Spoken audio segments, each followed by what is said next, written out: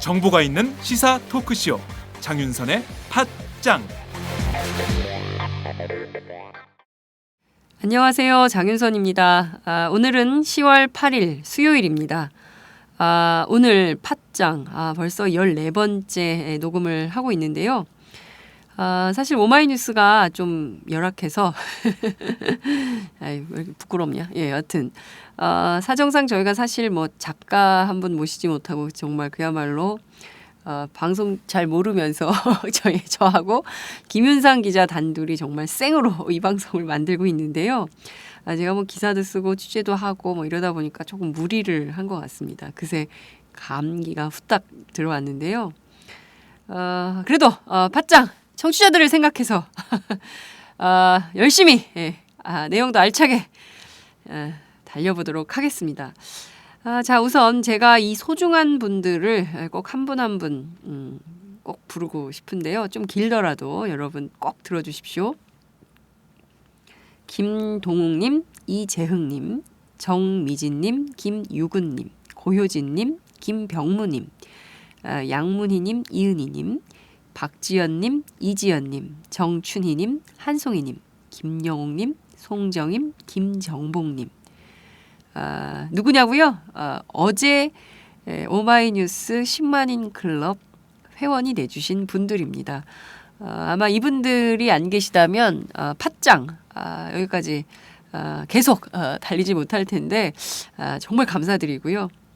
이분들이 있기에 저희 팟짱도 존재한다 이렇게 생각을 합니다. 진짜 감사합니다.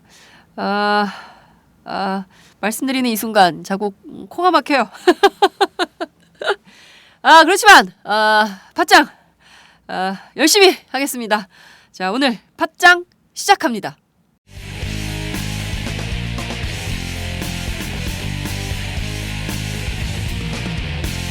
(2014) 국감 스타. 네, 2014 국감 스타 팟짱이 찍은 오늘의 국감 스타. 궁금하시죠, 여러분? 오늘은 저희가 국회 안전행정위원회 새정치민주연합 진선미 의원님과 함께하겠습니다. 진 의원님 어서 오세요. 안녕하세요. 저 찍힌 거예요? 네, 찍히셨어요. 네. 너무 좋아요. 네, 팟짱 첫 번째 출연이신데요. 청취자들에게 거센 인사. 네. 네. 반갑습니다. 실력 부족을 미모로 메꾸고 싶어하는 노력하는 의원 진선미입니다. 이름이 예쁜 진선미 의원 뭐 이렇게 네. 알려져 있기도 한데 실제로 네. 미모가 출중하시다고 저는 믿고 싶습니다. 저도 믿고 싶어요. 사실은 아닌 것 같아요. 네. 네. 근데 의원님 지금 어디 계십니까? 네. 저 지금 의원실에 있습니다. 네. 어제 국감 첫날이어서 네. 거의 10시 반에 끝나가지고요. 광화문에서 네. 집에 갔다가 또 새벽에 나와서 아직 화장도 못하고 있어요. 이 인터뷰 준비하느라고 열공해가지고요. 이동하는 차량에서 네. 하려고요. 네. 네. 여러분께서는 지금 생얼 진선미 의원과 함께하고 계십니다. 라디오인 게 얼마나 다행이에요. 네. 네. 이번 그 국감의 컨셉 네. 관피아 저격수라고 들었습니다. 벌써 네. 아주 굉장히 뜨거운 이슈들을 계속 터뜨리고 계신데요. 네. 우선 요거부터 좀 꼼꼼히 따져보도록 하죠. 네. 성범죄나 음주운전 공무원의 68%가 가벼운 징계를 받았다고요? 네, 저희가 이번에 아마 국가공무원을 이렇게 5년 동안 네. 분석 결과는 아마 처음인 것 같은데요. 네네. 저희가 쭉 확인해 보니까 어쨌든 성범죄로 징계받은 공무원 수가 373명인데요. 네. 그 중에 거의 32% 67명이 견책이나 감봉 이렇게 경긴 징계로 나와 있습니다. 그래서 아마 저희가 이거를 줄기차게 문제 제기를 해서 작년에 그 성범죄에 대해서 조금 더 강화하는 네. 그 징계 기준이 마련됐는데 올해는 이제 어떻게 됐는지 또 확인해 봐야죠. 네. 아니 근데 다른 건 몰라도 성범죄자에 대해서 이렇게 관용을 베푸는 게 아니라 이런 것이야말로 무관용의 원칙을 지켜야 되는 게 아닌가라는 생각이 좀 드는데 맞습니다. 네. 국회에서 좀 더 노력해 주세요. 네, 노력하겠습니다. 네. 계속 문제 제기하고 다른 의원님들도 문제 제기해서 어쨌든 제도가 국감의 지적사항으로 강화된 징계 기준이 마련돼서 진행되고 있으니까요. 네. 올해 한 번 더 확인해 봐야겠습니다. 네. 네. 이거 좀 아주 슬픈 뉴스인데 그 네. 전국 197개 소방서 가운데 30곳에서 네. 소방관들이 직접 그 서장님의 출퇴근 차량을 운전까지 한다는 얘기가 있어요. 어제 JTBC의 보도가 나오긴 했는데 네네. 네, 이 방화장갑도 안 사주면서 운전까지 시키고 너무한 거 아닙니까 이거? 그러니까 이게 그런 생각을 하시는 건가 싶어요. 그러니까 이제 네. 소방관들은 사실 긴급 출동을 항상 대기하는 거잖아요. 네, 근데 그 대기 시간이라는 게 정말 저 중요하더라고요. 제가 처음에 그 국회의원이 돼서 네. 그 밤을 꼬박 새면서 제가 그 소방서 체험을 해봤거든요. 네, 네, 근데 그 대기 시간 내에 그분들이 그냥 쉰다는 것 자체가 뭘 안 한다라고 생각하시는 게 아마 안 되는 것 같아요. 네, 그때 체력도 관리하고 여러 가지의 그 준비를 하고 있는 그 분들인데 네, 소방관 인력도 부족하다고 하면서 출퇴근을 시키는 거는 소방관에 대한 예의가 아니지 않나요? 네, 우리들의 영웅인데. 네, 그래서 그렇죠. 그래서 그 부분들이 내부에서 매우 좀 자괴감을 좀 느끼신다는 그런 얘기도 있고 해서 문제를 좀 삼아봤고요. 네, 그리고 이제 공용 차량이라는 게 그 네. 일상적인 서장님의 출퇴근에 사용하라는 그 규정도 없어요. 네. 어느 부분도 뭐 일부 규정이 있다고 하는데 그 규정 또한 일상적으로 사용하라는 근거는 아니거든요. 네. 네. 근데 정말 얘기가 안 되는 것이 공용차를 어떻게 자신의 개인의 출퇴근 시간대 쓰는 것도 이 사적으로 사용하는 것과 다름 아닌가요? 근데 이제 일부 지자체 쪽에서는 네. 그 관용 차량의 그 사용 근거 규정을 마련하고 있는데 그게 어떤 의미냐면 이제 네. 소방은 언제나 시간을 가리지 않잖아요. 긴급 네. 재난이라는 게. 네, 네. 그러니까 출퇴근 시간에 그 문제들이 발생할 수 있으니까 그런 경우에 예외적으로 이제 쓸 수 있다 이렇게 규정을 마련해 놓고 있는 것 같긴 한데요. 네. 네, 그래서 저도 좀 이해가 잘 안 됐어요 이번에. 네. 네. 뭐 이건 좀 시정해야죠. 예, 시정을 좀 해야 될 것 같습니다. 그렇습니다. 네. 가열차게. 네. 시정해야죠. 네. 오늘 소방방재청 국정감사가 이제 오전 10시부터 네. 열릴 예정인데요. 네. 센 거 준비하셨다고 들었습니다. 어떤 네. 건가요? 네, 저 계속 관피야, 계속 일관되게. 관피아 저격수. 네, 일관되게 노력하고 있습니다. 이번에는 또 소피아라고 또 어떤 데는 표현을 하시더군요.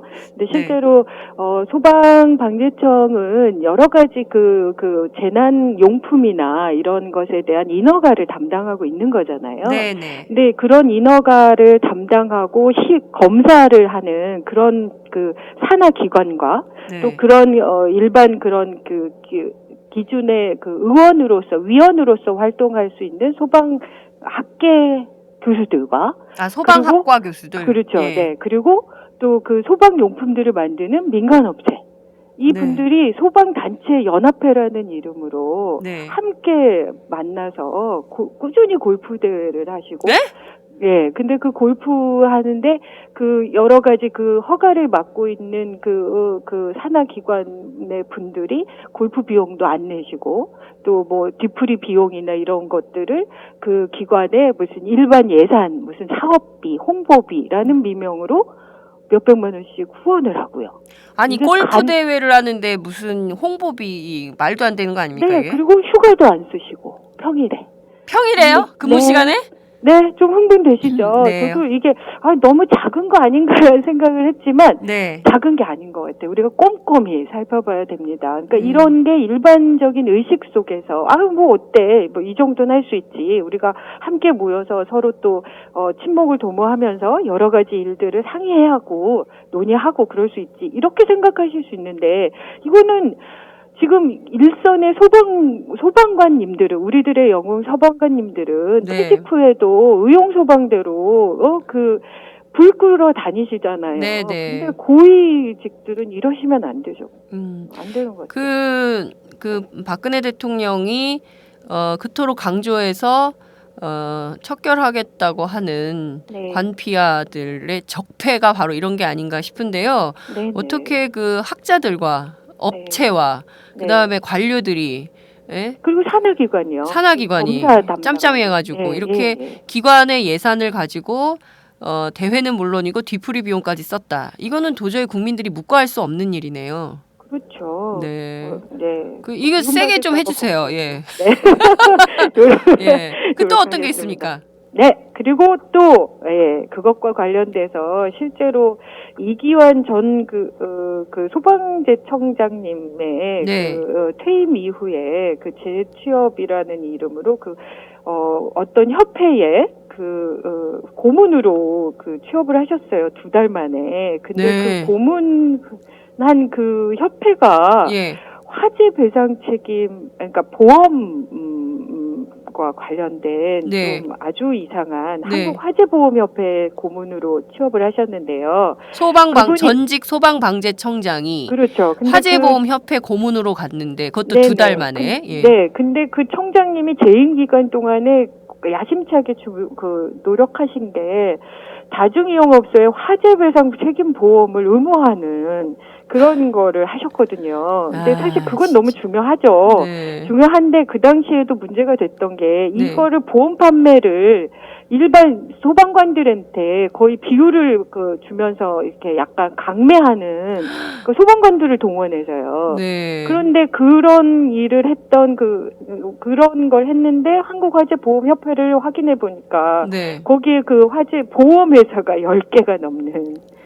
이야, 네. 이거 완전히 네. 이익 집단 로비를 받아서 실질적으로 그러니까 이제 그런 의혹이 있는 거죠. 근데 정말 청장까지 하셨으면 그런 것에 대해서 진짜 고민하셔야 되는 거 아니에요? 그렇죠. 그리고 정보공직자윤리위원회에 재취업 심사를 요청을 했어요. 근데 네. 그 공직자윤리위원회에서도 재취업 심사를 하면서 이런 내용들을 정확하게 인지하지 못하고 네. 네, 그 부분들을 다 문제 없다 이런 식으로 얘기해가지고 취업을 허가해 준 거거든요. 야, 의원님 아니었으면 우리가 모르고 넘어갈 뻔했던 거 아니에요? 이런.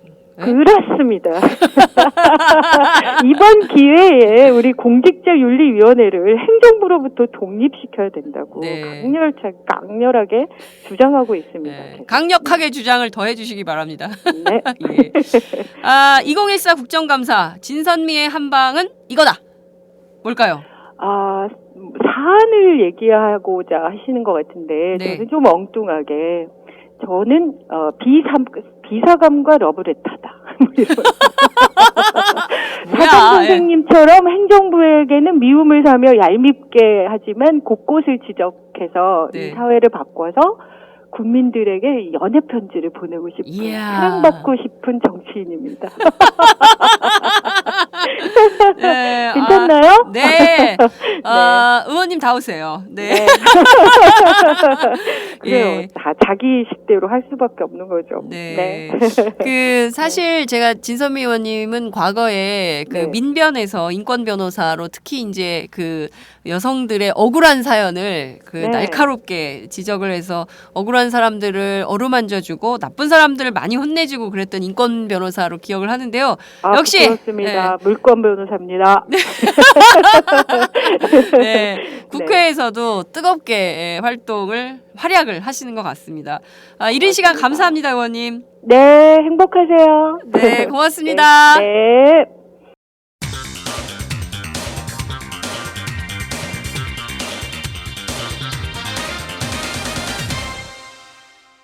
전혀 다른 뉴스.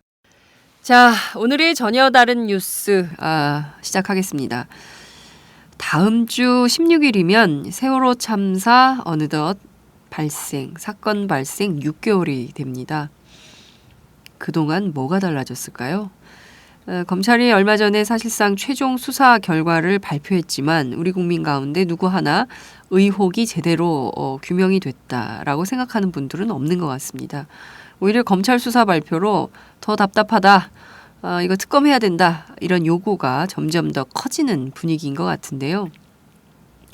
이 가운데 더 답답한 분들이 계십니다. 바로 진도 팽목항에서 그 바다 밑에서 아직도 돌아오지 않고 있는 실종자들을 기다리는 가족들인데요.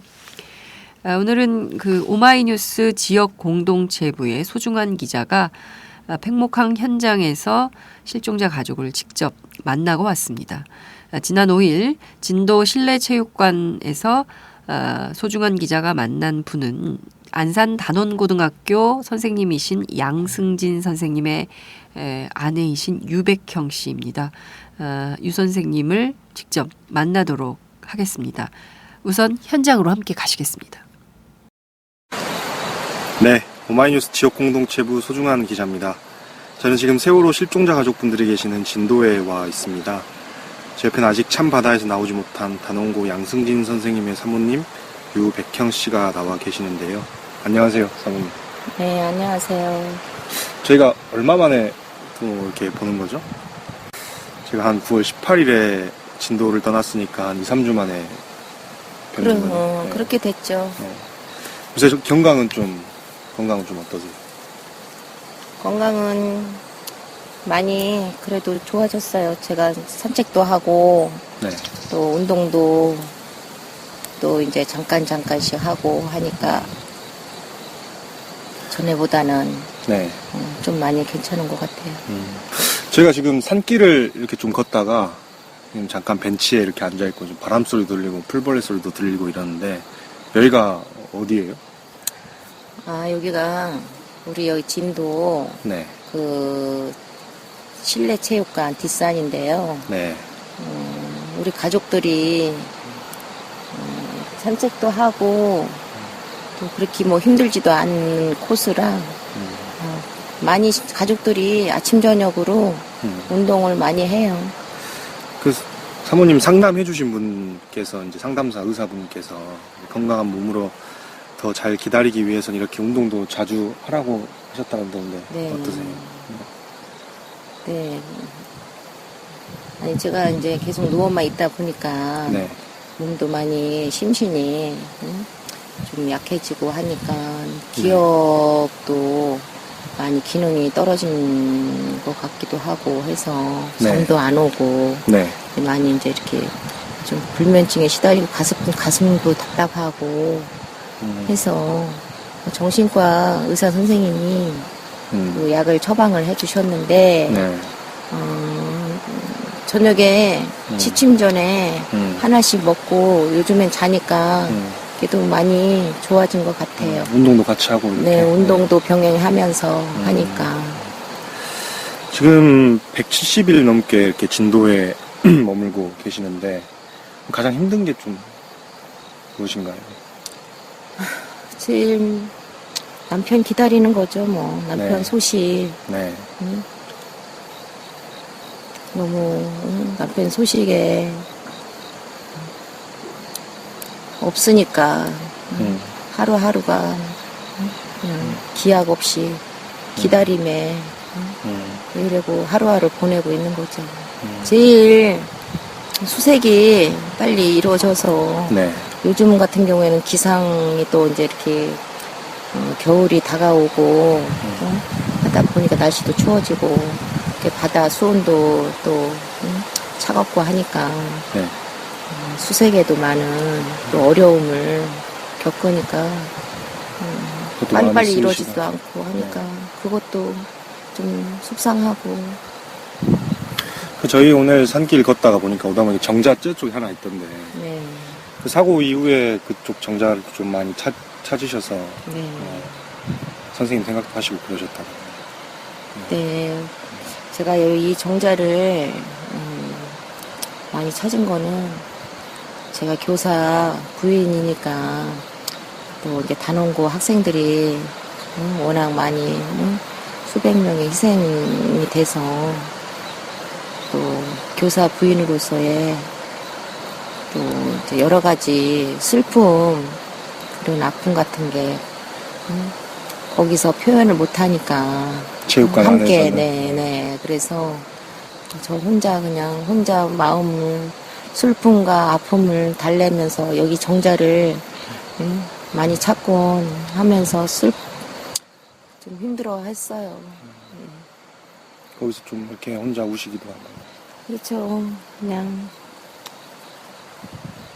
거기 뭐 돌담 같은 것도 쌓여져 있던데 네. 어떤 직접 쌓으셨다고 하시더라고요.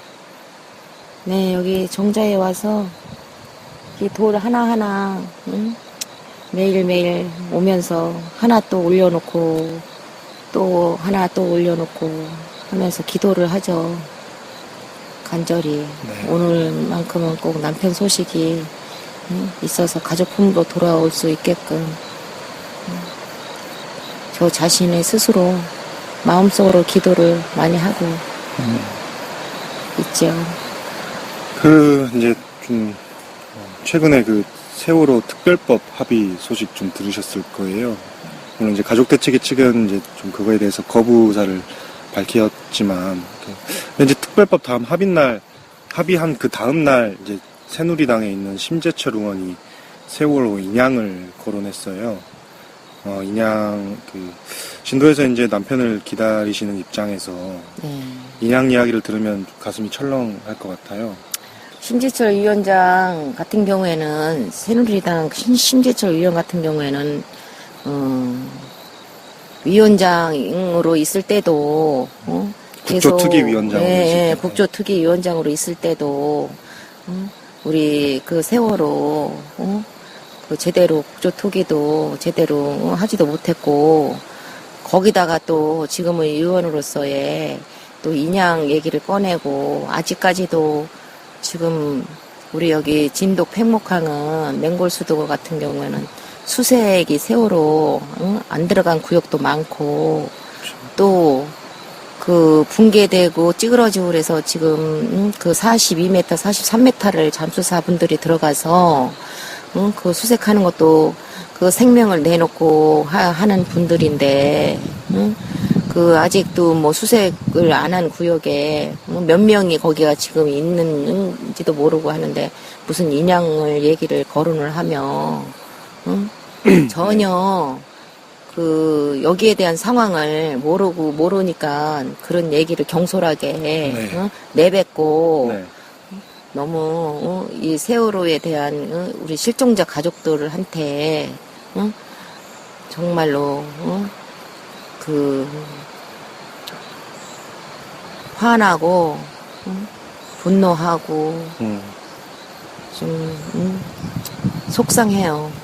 그러니까 방금 사모님께서 말씀해 주셨듯이 많은 분들이 이렇게 그러니까 170일이 넘었고 지금 해서 세월호 수색이 한 번쯤은 다 이루어졌다고 생각하시는 분들이 아마 많으실 텐데 그게 아니잖아요. 지금 뭐 4층 선미 SP1 같은 경우에는 아직 그 쌓여져 있는 그 기자재 같은 것도 꺼내지도 못한 상황이 그렇죠. 그렇잖아요. 네. 네, 부유물이나 뭐 장애물 같은 거 그런 게 엄청 많이 쌓였고 또 뻘 같은 게 네. 계속 또 뭐 그 양수기를 퍼낸다 해도 또 그 다음 날에는 또 쌓이고 막 70, 80cm도 막 쌓이고 하니까 네.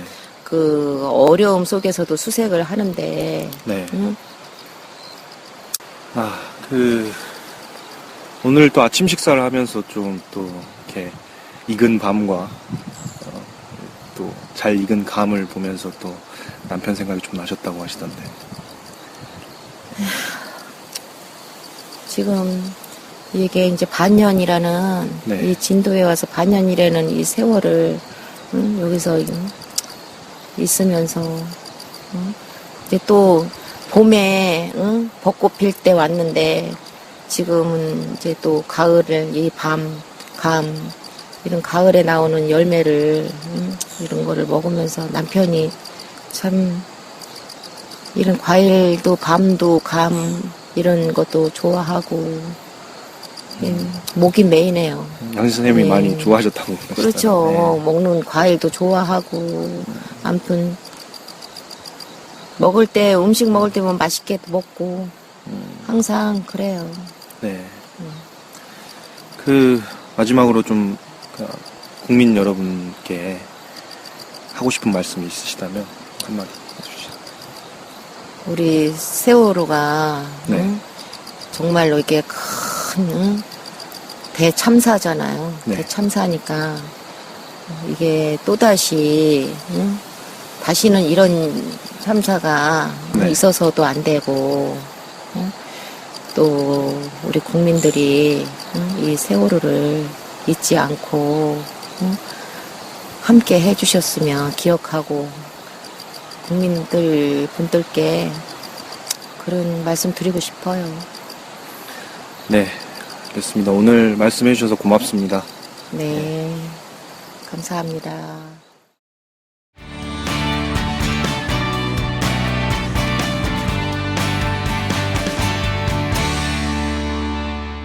지금 여러분은 장윤선 기자의 팟짱을 듣고 계십니다.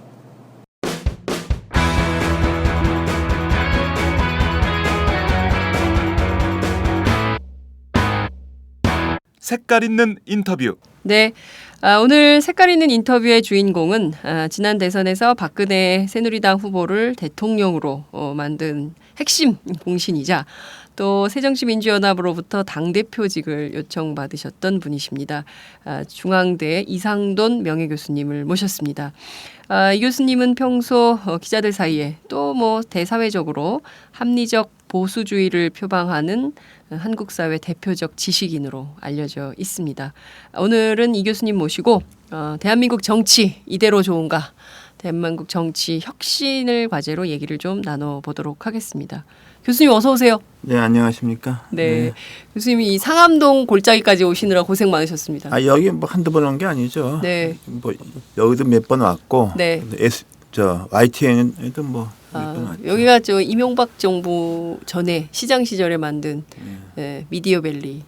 어떻게 동네가 마음에 드십니까? 글쎄요, 저는 뭐 이게 인조적인 동네는 썩 좋아하지는 않아요. 네. 그리고 이거 과연 이렇게 급작스럽게 지어놓은 게 네. 과연 시장 경제에 맞는지 저는 그것도 잘 모르겠어요. 네. 알겠습니다. 네. 여야 모두에서 이 러브콜을 받는 학자가 거의 없는데 교수님께서 굉장히 유일하신 것 같습니다. 글쎄요, 네. 그건 조금 뭐라 그럴까요?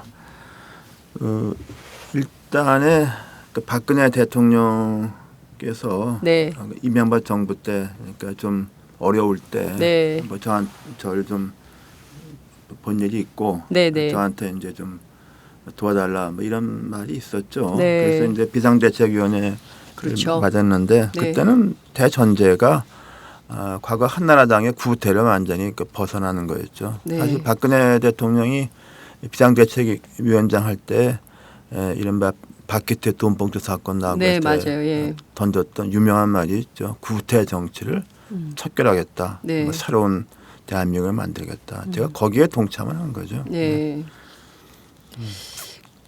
그때 당시에 정말 온 국민이 교수님을 주목을 하고 또 교수님께서 말씀하시는 것 하나하나에 무릎을 탁탁 치면서 야 정말 한국 정치가 바뀌겠구나 여당이 바뀌겠구나 이런 기대를 했었는데 지금 돌이켜보면 교수님 어떻게 평가하십니까? 그런 것이 제 생각 2012년 한 9월 초까지는 갔다고 봅니다. 네. 그리고 대선 그 출정 시 네네. 그때 대선 출마 선언문 같은 것은 굉장히 썩 잘 된 거죠. 네, 그 영등포 네. 타임스퀘어인가요? 그렇죠. 거기서 했던 대선 출마 선언 시 그 내용, 네. 뭐 새로운 대한민국, 그다음에 경제민주화 복지, 과거의 보수정당에서는 사실상 좀 도배수했던 그렇죠. 말을 했고, 그다음에 투명하고 깨끗한 정부를 만들겠다는 네. 큰 대국민 약속이 있었죠. 네. 근데 이제 문제는 그것이 이제 대선 국면에서 그것이 좀 변질돼 버렸던 것을 제가 굉장히 좀 피부로 느꼈죠. 네. 그리고 다만 이제 대통령 당선이 되면은 네. 그 다음부터는 이제 좀 이른바 대선 출정식에서 했던 대국민 약속 이런 것이 좀 지켜질 것이라고 생각했는데 네. 지금 그렇게 되지 않았습니다. 사실상 교수님께서 어떻게 보면 배반당했다 이렇게 평가할 수도 있을까요? 글쎄요, 뭐 제가 그 어떤 신문에서 네. 인터뷰할 때 뭐 새정치 비대위원장 말 나오니까 저쪽에서 교수님을 배신자라고 부르지 않겠냐 해서 제가 내가 배신한 게 아니라 그들이 나를 배신했다 이렇게 되받아친 적이 있습니다. 네. 실질적으로 사실 그 당시에 그 박근혜 비대위가 표방했던 대로만 착착착착 진행이 됐다면 지금 뭐 적폐 해소하시겠다고 했는데 세월호 국면에서 그 적폐들이 벌써 다 해소됐어야 됐던 거 아닌가요? 뭐 확신할 수는 없겠지만은 뭐 세월호 사건 같은 게 안 일어났겠죠. 저는 네. 그렇게 봅니다. 예. 그리고 이 박근혜 대통령 정부가 그야말로 관료가 행복한 나라를 만들어 버렸어요. 집권 초기부터. 네. 그래서 전혀 긴장감이 없었고 뭐 집권 초기에 개혁 혁신 네. 자신이 약속했던 거를 포함해서 이런 네. 것이 이루어지지가 않았죠. 그래서 관료 사회 또는 정치권이 그냥 하던 대로 그냥 안일과 그 타상에 젖었기 때문에 네. 뭐 이런 불행한 일이 발생하지 않았나 합니다. 원래 박근혜 대통령이 처음에 표방했던 게 국민 행복 시대를 열겠다는 것이었는데 네. 관료가 행복한 시대를 열어버린 그렇죠. 건가요? 공무원이 행복한 시대, 뭐 네. 그 관료가 행복한 시대가 됐죠. 국민이 행복하려면 관료가 좀 바쁘고 그래야 되는데 그죠 교수님? 국민이 주인이죠. 네. 그리고 뭐 해양 경찰청 그 이제 보면은 사무실이나 그 청사 보면은 큰 슬로건이 있어요. 네. 그 안전한 바다, 행복한 국민. 지금 그렇게 거꾸로 돼서 위험한 바다, 불행한 국민. 이게 단적으로 보내주는 것 같습니다. 네. 박근혜 정부가 벌써 취임 2년 차를 이제 지나가고 있습니다. 그동안 좀 어떻게 평가를 하세요? 네, 이게 임기 5년이면 60개월이죠. 네. 지금 20개월 지났습니다. 3분의 1 지났죠. 네. 흔히들 그 대통령제 단임 대통령 뭐 대통령 5년 6년 같은 경우에 한 3분의 1. 그다음에 미국 같이 이제 4년제 중임되면은 특히 미국은 2년마다 중간 선거 네. 있고 우리나라 지방선거 마찬가지죠. 네. 그래서 뭐 첫해 1년을 이제 기회의 창구라고 그러죠. 윈도우 오브 오퍼튜니티라고 그래서 뭐 그 시절에 좀 해야 할 일을 하고 자기가 국민들이 왜 새 대통령을 뽑느냐 뭔가 변화를 원하는 게 아닙니까? 그렇죠. 변화의 약속을 첫 1년 동안에 하지 않으면은 못할 수 없다. 우리 같으면 뭐 임기가 5년이니까 네. 대충 한 20개월 보는데 제가 볼 때 20개월은 다 허송세월했다고 저는 생각합니다.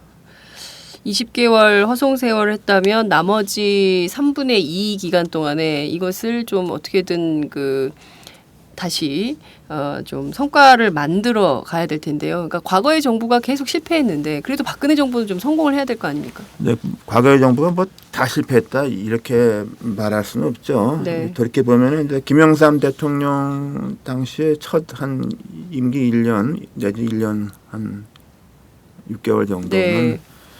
굉장히 가시적인 효과가 업적이 굉장히 많았죠. 그렇죠. 금융실명제, 부동산실명제. 뭐 그다음에 하나회. 군대 내에서 하나회 척결 등등 숨가쁘게 많은 개혁을 했죠. 네. 그리고 또 김대중 대통령의 경우도 그건 어떻게 보면은 이제 세계 국제통화기금 IMF 그렇죠. 어떤 위기를 주어진 조건도 있었지만은 국민들 합의를 모아서 네. 경제 위기를 탈출하기 위한 구조조정 네. 그건 뭐 굉장한 업적이죠. 그런데 그 후에 두 정권은 그렇게 보면은 임기 초기 첫 1년부터 굉장히 좀 뭔가 잘 못했죠. 네. 그리고 그 후에 각기 다른 갈등 국면으로서 임기를 그냥 보내고 마치고 말았어요. 제가 그래서 2012년 1년 동안에 박근혜 대통령 절대로 그러지 않을 것이다. 그 1년 동안 그 많은 국민들 유권자 상대로 참 제가 그런 말을 많이 했는데 네. 결과적으로 볼 때는 제가 거짓말하는 게 되고 말았죠. 네. 그렇습니다. 예. 사실상 박근혜 정부가 이대로 가면 실패한 정부로 기록될 수밖에 없다 이렇게 보시나요? 뭐 이대로가 아니라 지금 대충 평가 보더라도 뭐 성공할 가능성은 저는 없다고 봅니다. 네. 알겠습니다.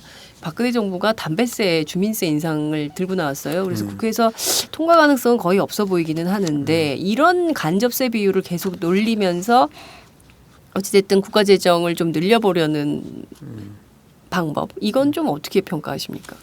그래서 우리나라 담배값이 선진국보다는 싼 거는 사실이죠. 맞는 말이죠.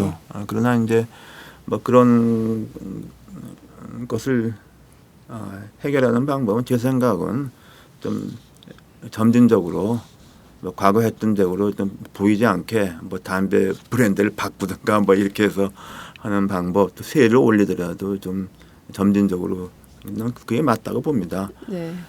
그리고 사실상 그 과거 본 것 같으면은 담배값 그다음에 술값 이렇게 한꺼번에 올려서 네. 멀쩡한 정권이 없었어요. 고르바체프도 그 인기가 추락한 원인 중에 하나가 그 알코올 세금 해서 네. 그래서 그 후임 대통령 그 알코올 중독 등등해서 일진 대통령이 됐죠. 그래서 저 볼 때는 이건 정치적 센스도 없다고 네. 생각합니다. 그리고 세금을 올리는 것은 좀 불가피하다고 봐요. 네. 그러나 거기에 앞서서 국민을 설득해야 되지 않습니까? 네. 국민을 설득하기 위해서는 왜 이렇게 재정이 급격히 악화됐는가에 대한 설명을 하고 네. 그 책임을 규명을 하고 책임자를 어떻게 해야 될 거 아닙니까요? 네. 또는 그것을 지금 박근혜 정부가 이명박 정부 시절에 있었던 그 국가 재정을 아주 엄청나게 망가뜨린 몇몇 실패한 사업, 네. 그다음 전반적인 방만한 국정에 대한 어떤 책임 규명이 없이 네. 좀 국민들한테 세금을 더 내라고 말할 수 없다고 봅니다. 네. 그것이 선행돼야 국민의 동의를 얻을 수 있다고 봐요. 네. 국민적 동의 없이 증세는 불가능하다. 그 정치적으로 불가능하다고 봅니다. 네, 라고 정리를 좀 해볼 수 있을 것 같습니다. 저는 사실 제가 이 국면에 교수님께 전화도 드리고 했었는데 비대위원장 관련된 거예요. 이게 도대체 상당히 미스테리하더라고요. 물론 이제 일부 교수님께서 밝히긴 하셨고 박영선 대표가 뭐 독단적으로 결단한 것은 절대 아니었다라는 이제 말씀 주셨고 또 문재인 의원이 도와달라고 했으니까 내가 같이 내가 바보냐 뭐 이런 말씀도 하셨던 것 같습니다. 어떻게 된 겁니까? 구체적으로. 그건 뭐 제가 밝힐 수 있는 건 다 밝혔는데요. 네. 저는 그것보다도 네. 제가 박영선 대표하고 문재인 의원과 또 몇몇 다른 중진 의원이 네. 그런 발상을 할 수 있었다는 것 자체가 저한테도 굉장히 충격적 아닙니까? 그렇죠. 그렇죠. 그런 발상을 할 수 있었다는 것 자체가 충격적이고 저로서는 뭐 굉장히 부담되고 진짜 뭐 거절 아침까지 그냥 못하겠다 해야 되느냐 뭐 굉장히 생각이 많았는데 네. 그리고 근데 그러나 거기에 대해서 좀 제가 뭐 밝힐 수 있는 건 다 밝혔어요. 네. 그래서 제가 기본적으로 뭐 당내 분위기 좀 물어봤고 나로서도 굉장히 이게 심적 부담이 있는 거다. 그리고 네. 그래서는 이 당이 네. 야당이 이대로 가서는 뭐 집권은 그냥 총선에도 이게 패배할 거다. 그리고 네. 야당이 집권하기 위해서는 어느 정도 좀 노선 수정이 필요할 것이다. 그래서 뭐 제가 뭐 토니 블레어 그런 얘기 많이 있었죠. 네. 그래서 제가 다른 기자한테도 그랬어요. 뭐 제가 보기에는 독일의 그 앙겔라 메르켈 현 총리나 네. 영국의 전 총리 토니 블레어나 뭐 고든 브라운 같은 경우 볼 때 출발점은 달랐지만은 국가를 이끌어가는 것은 난 큰 차이는 없다. 뭐 나는 제가 그 박근혜 정부에 기대했던 것도 일단 출발점은 말하자면 보수 그쪽이지만은 네. 그 100% 대한민국인이 뭐 경제민주화 이거 시작하는 그렇죠. 앙겔라 메르켈처럼 통합하는 거 아니었습니까? 네. 근데 거긴 저건 실패했다 말이죠. 네. 그리고 제가 보기에는 저긴 다시 이렇게 못한다. 그냥 거짓말도 한 번 해야지 두 번 할 수 없잖아요. 네. 그런데 만일에 야당에서 뭐 그런 방향으로 좀 바꾸고 정치 쇄신을 하고 뭐 그런 것이 굉장히 진정성이 있다면은 네. 그리고 또 그 비대위원장 같은 것을 한다고 해서 이게 총선 대선 금방 있는 게 아니니까 그렇죠. 제가 뭐 거기에 그냥 하는 것은 아니고. 또 이제 그 당시 뭐 좀 이제 밝힐 만큼 다 밝혔지만은 네. 100% 대한민국인이 뭐 경제민주화 이거 시작하는 그래서 그럴 경우에 제 역할이 지금 문희상 위원장 하는 그 역할은 아닐 거란 말입니다. 그렇죠. 어떻게 보면은 예. 여당의 뭐 김문수 혁신위원장 같은 뭐 그런 것이고 어떤 대여 관계는 뭐 원내대표나 다른 뭐 네. 그 좀 중진급 참여하는 위원들이 이런 정도 얘기가 좀 깊숙이 가니까 네. 제가 어떻게 빠져나갈 구멍을 못 찾겠더라고요. 아, 솔직히 빠져나온 구멍을 못 찾았다는 것이 뭐 정확한 표현이죠. 네. 그럼 사실상 수락을 하신 거예요. 그러니까 제가 이제 수락 그 조건이 좀 네. 당내에서 좀 컨센서스가 좀 있어야 된다. 네. 그리고 제가 와서 딴 사람들과 싸울 생각은 전혀 없다. 네. 내가 저기 박근혜 대통령 만들냐고 친이계 싸우는 것도 지긋지긋한데 여기서 내가 그런 말을 좀 했죠. 그래서 네. 이제 그런 수습이 잘 안 됐기 때문에 그래서 예상보다 저 반대가 좀 심했고 좀 그랬죠. 그러니까 컨센서스라고 하기에는 좀 어려웠죠. 네. 문재인 의원의 말 바꾸기는 어떻게 된 겁니까? 글쎄요, 뭐 제가 저는 그 문재인 의원 그거는 제가 발설한 게 아니고요. 네. 딴 데 나와서 제가 언론한테 네. 확인을 하지 않을 수 없었기 때문에 필요한 정도는 제가 확인을 한 것이고 네. 제가 뭐 제법 나눈 대화가 많았는데 그것은 내가 뭐 밝히는 것은 적절치 않고 뭐 제가 느끼는 것은 그 반대 얘기 나오니까 문재인 의원이 이렇게 좀 그 사람들을 뭐 설득하는데 좀 힘들었던 게 아닌가. 어떤 사람은 뭐 계파의 수장도 아니지 않느냐. 네, 그래서 뭐 정당은 군대가 아니니까 그거 어떻게 하겠느냐. 네, 좀 그래서 문재인 의원을 열심히 옹호했죠. 네. 그래서 그거를 뭐 문재인 의원한테 현실적 한계가 있는 것 같다 이렇게 표현을 애둘러서 하셨던 건가요? 그러니까 이제 설득에 네. 현실적 한계가 있었다는 것 같다. 그러니까 뭐 아무리 계파 수장이다 그래도 뭐 군대가 아니니까. 네. 또 어떻게 보면 또 뭐 정당이라는 게 또 좀 그래야 정상 아닙니까? 뭐 네. 누가 지시하면 다 따라하고 그 정당도 아니죠. 네. 뭐 섭섭하시거나 이런 마음은 전혀 없으신. 아이고 뭐 그걸 뭐 제가 그 두 분한테 제가 좀 미안하죠. 뭐 그런 섭섭하긴. 네. 그 다시 네. 그 수락의 시점으로 돌아가서 한번 얘기를 해볼게요. 네. 그 만약에 교수님께서 새정치민주연합의 비대위원장이 되셨다면 당을 좀 어떻게 바꾸고 싶으셨어요? 거기서 이제 제일 많이 나왔던 얘기가 언론에서 좀 밝힌 바도 있지만 네. 그 박영선 전 대표가 박영선 의원이 일단에 좀 제가 공천제도 같은 것은 네네. 뭐 학자들은 다 뭐 이렇게 자기 얘기하지만은 네. 제가 그런 걸 한번 현실로 부딪혀 본 사람 아닙니까? 네. 그 음과 양을 또 이론과 현실을 네. 뭐 그런 것도 있고 또 하나는 제가 박영선 의원하고 저하고 굉장히 참 공감했던 부분이 있어요. 제가 뭐 학술 논문 쓰고 신문에 칼럼도 썼던 우리 정치 발전을 위해서는 이제는 공천제도를 네. 사실상 국민 경성 특히 미국의 캘리포니아와 워싱턴 같은 몇 개 주에서 하는 톱2 프라이머리로 네. 바꾸면 좋겠다. 제가 볼 때는 우리 한국 정치에는 이게 꼭 필요하다. 네. 제가 보더라도 경상북도나 경상남도에서 몇 군데 빼고서는 네네. 그냥 공천까지는 그 후보자들이 그냥 피 터지게 싸우고 네. 공천 끝나면 다 그냥 안 놀아요. 그렇죠. 호남도 크게 다르지 않을 거라고 봐요. 네. 호남은 최근에 좀 무소속 때문에 긴장한 것 같았는데 네. 이런 것 때문에 우리나라 정치가 보수 정치, 계파 정치, 또 부패 정치가 있는 것인데 네. 그렇다고 해서 이 지역 감정을 이게 하루아침에 없어지지가 않잖아요. 그렇죠. 그거보다 하면은 유권자들한테 보다 확실한 선택의 기회를 주자 네. 것이고 그래서 그것이 캘리포니아에서 하는 그 톱2 프라이머리에서 네. 한날에 그 정당 관계없이 모든 후보가 출마를 해서 네. 그러면 유권자들이 선관위가 주관하는 그 1차 투표죠. 네, 일정에 네. 해서 투표하게 되면은 거기서 이제 2명의 네, 후보를 후보를. 그 2명이 본선에 가는 것이고 네. 그럴 경우에 경상북도는 웬만한 경우에는 다 새누리당 후보가 둘 나올 것이고 그렇죠. 호남에서는 웬만한 경우에는 다 새정치 후보가 둘이 나올 것이다. 그러면 네. 결선 투표에 가서 그 유권자가 선택하는 것이죠. 네.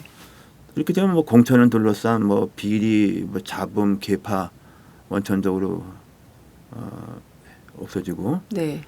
당 대표를 위해서 아주 그냥 그 난리를 지기는 당 대표 선출 네. 목숨을 거는 이 기현상도 없어지지 않겠느냐.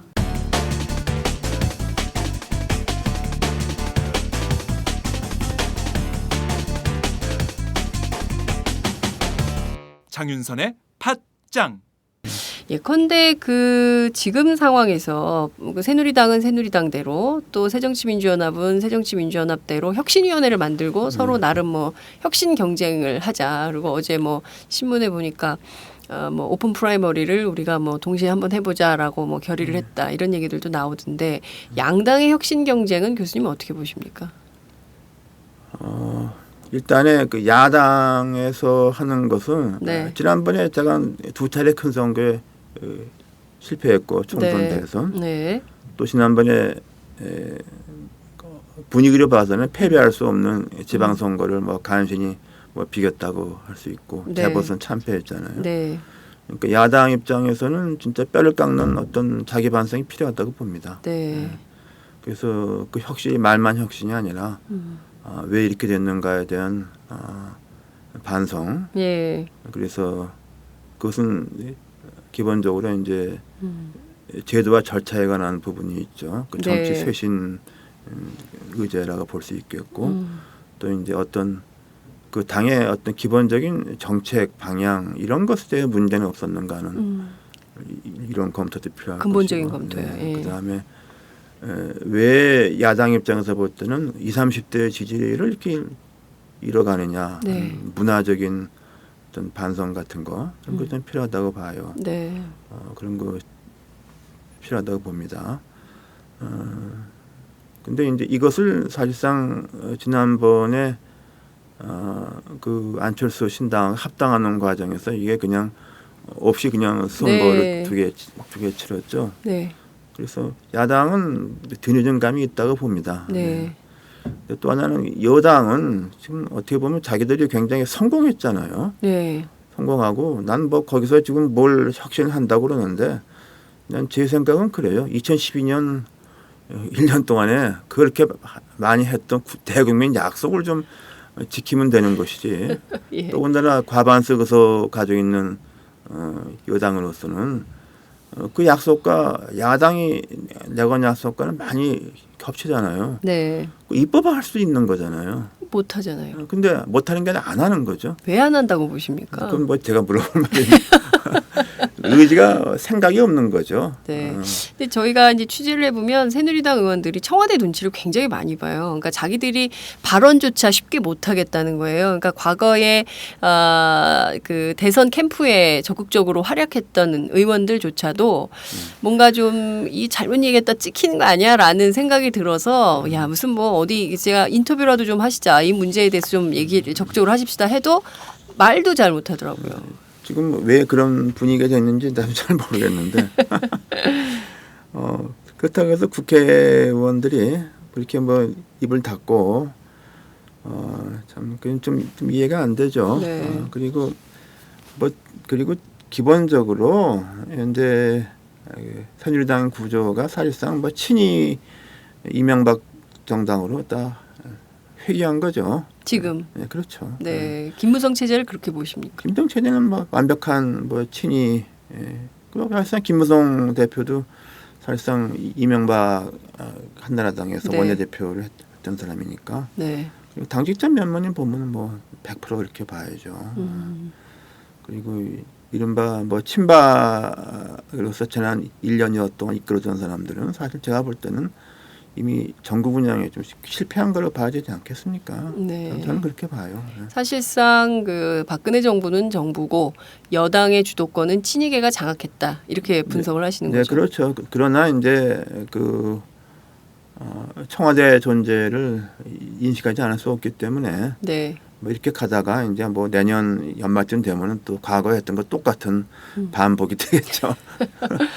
최근에 그래서 그러신지 제3의 정치 세력화가 필요하다. 그러니까 다음 총선 전에 제3 세력들이 모여서 창당을 해야 된다. 이른바 제3 세력 창당론을 최근에 제기하셨는데요. 이건 좀 그러니까 그런 지금 있었던 그 무당파층을 좀 흡인할 수 있는 새로운 정치 세력이 필요하다. 이런 뜻에서 네. 하신 말씀이신가요? 그렇죠. 거기에 대해서 이제 지금 네. 지금 제일 기본적인 게 제가 박근혜 정부와 네. 새누리당은 실망이 굉장히 많단 말이죠. 그러나 그 표가 현 야당을 절대 지지하지는 않아요. 네. 그리고 또 현 야당을 지지했지만은 뭐 지금 이후에 현재 벌어지고 있는 것에 대해서 불만은 굉장히 많아요. 네. 그런 것이 전 지난번 지방선거 때 호남에서 무소속 단체장이 많이 나온 거 기초. 네. 그런 게 하나의 굉장히 큰 현상이라고 봅니다. 네.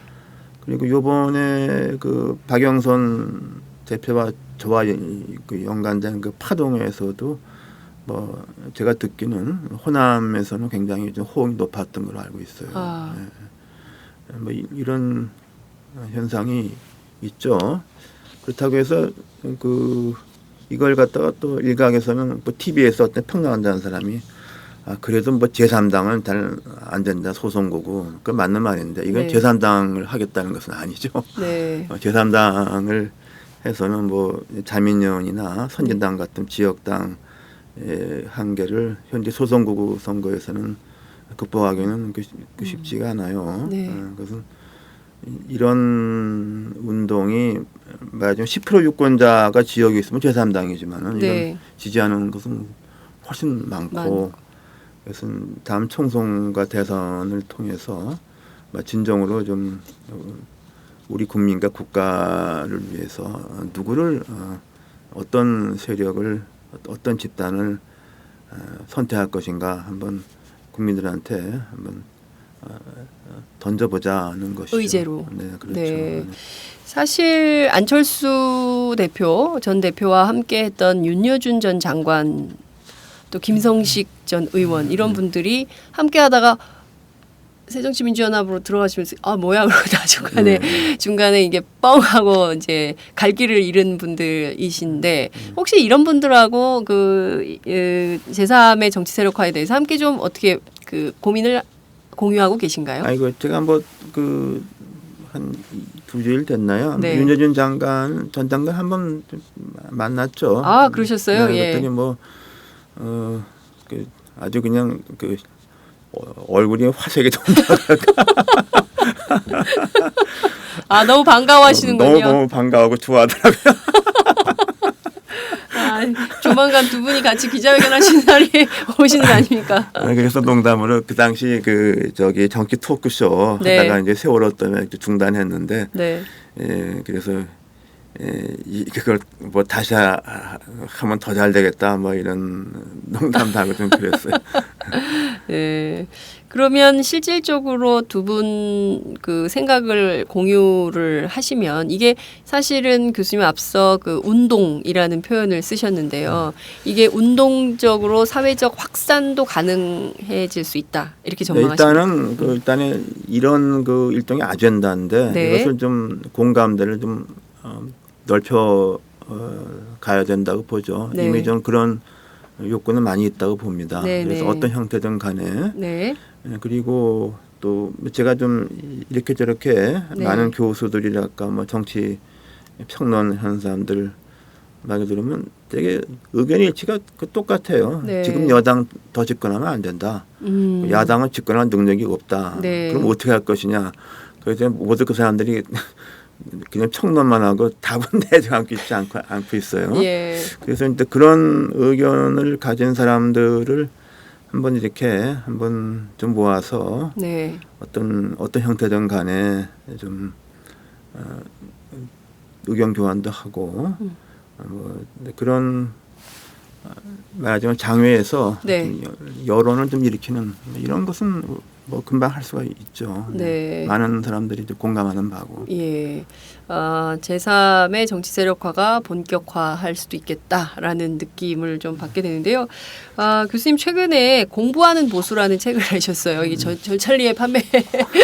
네, 여러분 그 공부하는 보수 읽고 우리도 공부합시다. 예.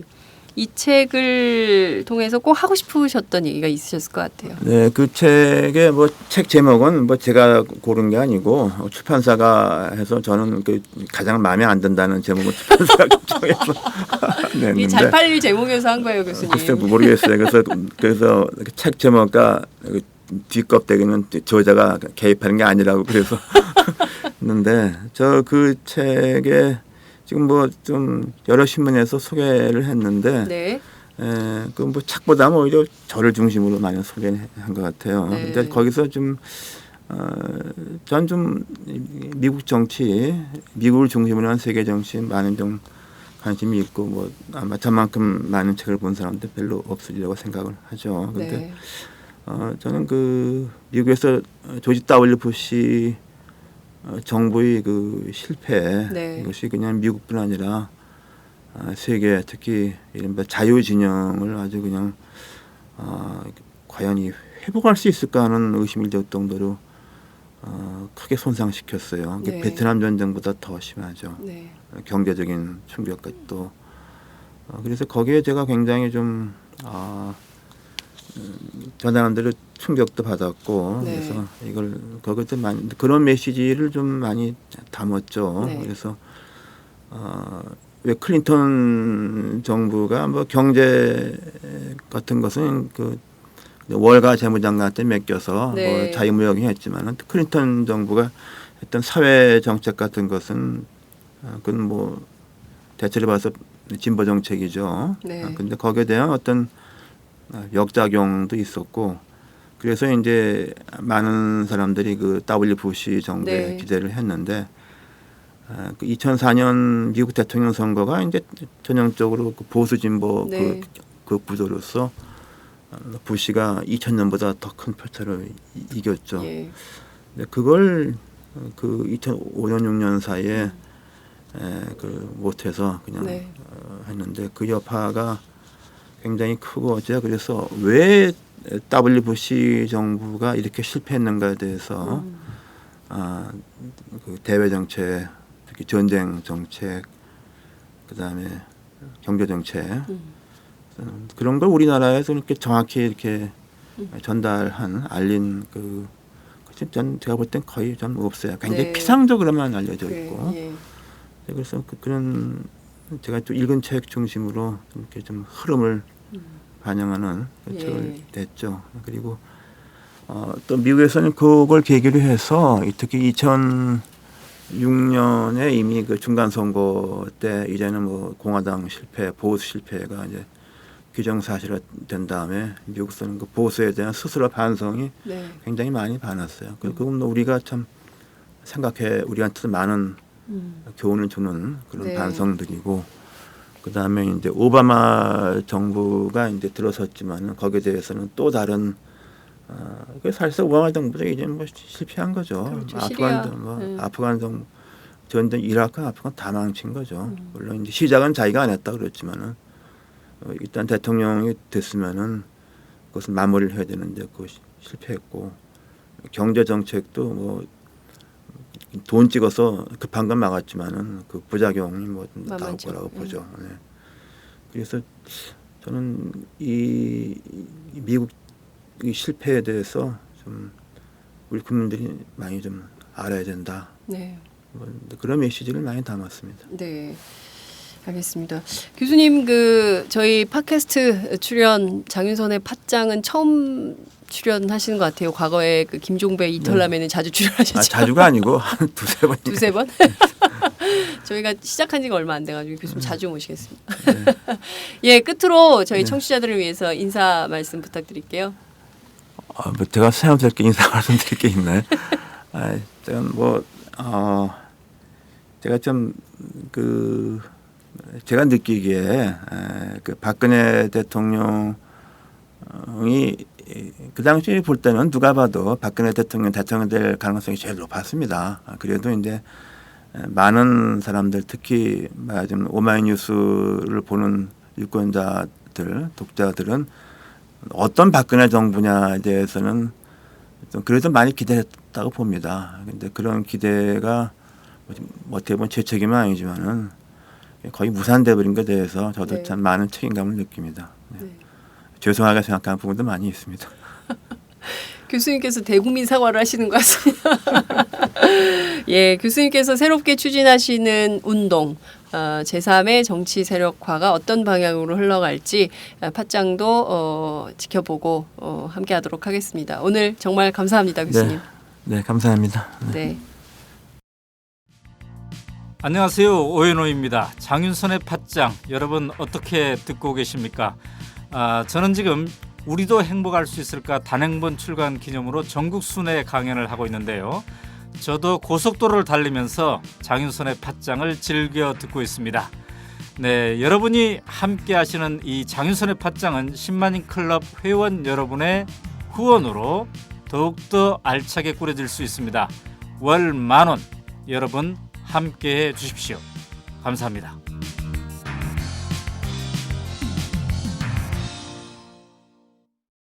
예, 오늘 저희가 마련한 순서는 여기까지입니다. 코맹맹이 장윤선. 어떻게 들으셨는지 모르겠습니다. 아이고. 네, 내일은 한글날 휴일입니다. 팟짱도 하루 쉬고 10월 10일 금요일에 다시 뵙겠습니다. 저도 좀 하루 쉬면서 몸을 좀 다시 똑바로 잘 만들고 활기찬 기운으로 다시 찾아뵙겠습니다. 모레 뵙겠습니다. 감사합니다.